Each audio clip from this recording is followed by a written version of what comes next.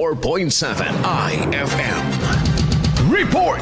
Patuloy na nakataas ang Code White Alert status sa mga pampublikong ospital sa Pangasinan hanggang 6 ng Enero. Ang nasabing alerto ay inilagay upang agad matugunan ng mga sinusugod sa ospital kasunod ng pagsalubong sa bagong taon. Tiniyak ng DOH na may sapat na bilang ng medical personnel at kagamitan upang asikasuhin ang mga nangangailangan na partikular na mga biktima ng insidenteng may kaugnayan sa paputok. Sa Pangasinan, iniulat ng Provincial Health Office na umabot na sa 101 firecracker-related injury sa lalawigan hanggang 2 ng Enero. Mas mababa ito ng 31% kumpara sa 148 kaso na naitala sa parehong panahon noong nakaraang taon. Umaasa ang mga opisyal ng kalusugan na hindi na madadagdagan pa ang bilang ng mga kaso sa mga susunod na araw. Patuloy rin ang kanilang paalala sa publiko na umiwas sa paggamit ng paputok upang maiwasan ang mga ganitong insidente. Kasama mo mula rito sa IFM Dagupan, ito si Idol Matthew